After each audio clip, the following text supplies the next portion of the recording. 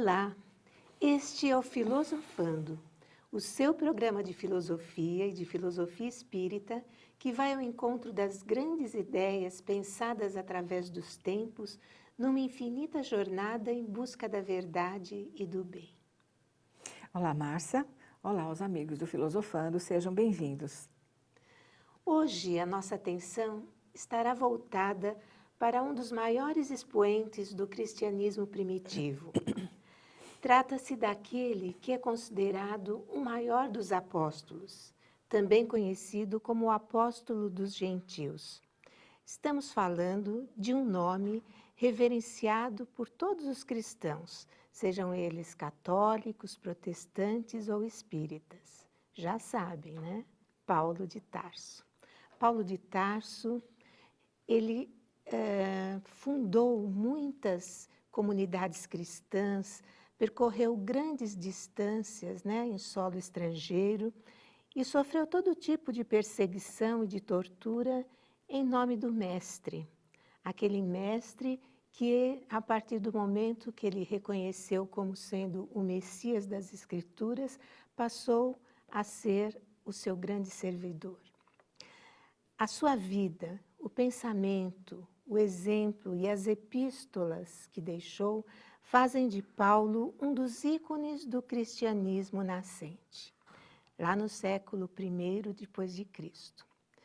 Se quiser ter acesso a artigos, textos, vídeos complementares a esse tema, consulte o nosso portal de estudos do CEF. O CEF, você já sabe, é o Centro de Estudos Filosóficos Espíritas.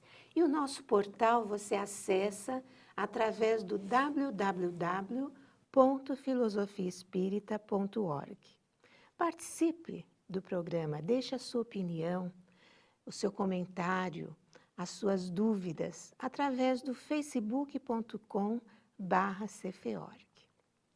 Professora Sônia, em que medida ou por que razão Paulo de Tarso é tão importante para a filosofia espírita? Então, Márcia, o Espiritismo é conhecido como sendo o cristianismo redivivo. Assim como é o cristianismo redivivo, todos os personagens que habitaram o cristianismo na época de Cristo voltaram para o Espiritismo, né, quando da codificação, para deixarem uma mensagem mais alicerçada em princípios estabelecidos pela própria doutrina, pelos espíritos que assessoraram Allan Kardec.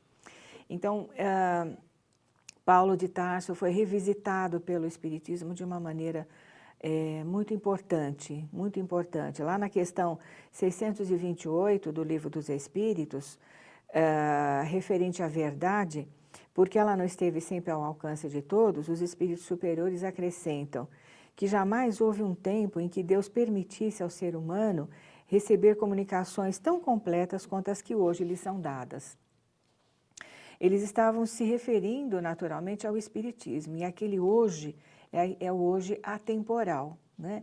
Então, todos os princípios eternos e imutáveis, imutáveis porque eternos, porque não sujeitos às opiniões e ao vai e vem dos seres humanos, sem dúvida nenhuma, o Espiritismo alicerça cada vez mais a mensagem do Cristo, né? Então, para que nós possamos compreender Paulo de Tarso, há necessidade de nós evocarmos a doutrina espírita de uma maneira mais ampla. Geralmente, os personagens que estiveram presentes nos momentos iniciais do cristianismo de Jesus são quase que totalmente ignorados nos cursos de doutrina espírita, nas abordagens de divulgação espírita também. O que muita gente ignora é que muitos deles, que até conviveram com Jesus, estão presentes na formulação do Espiritismo ao lado de Allan Kardec. Temos vários exemplos, como Erasto, no Livro dos Médiuns, ao lado também de todos os espíritos que trabalharam na formulação desse livro, juntamente com Kardec. Nós temos também todos aqueles que estiveram presentes também da formulação das outras obras da codificação, como Emmanuel, como Joana de Ângeles, na época de Jesus, reencarnada como Joana de Cusa. e cristã martirizada em Roma, juntamente com seu filho, e Paulo de Tarso. Todos estão retratados num segundo momento após a codificação, já no Brasil, pela magnífica mediunidade de Francisco Cândido Xavier. E eu me refiro aqui a Humberto de Campos, um desses espíritos, grande escritor brasileiro, bem como Neio Lúcio, relataram episódios os mais interessantes acerca dos momentos de Jesus com seus apóstolos e na convivência com a sociedade da época, informando, educando, participando em todos esses episódios que a história oficial ignora. Livros como Boa Nova, Lázaro Redivivo, Crônicas de Além-Túmulo, Jesus no Lar, dentre outros, legaram aos espíritas uma herança de conhecimento e de consolo por meio dos seus relatos e histórias verídicas jamais alcançados antes.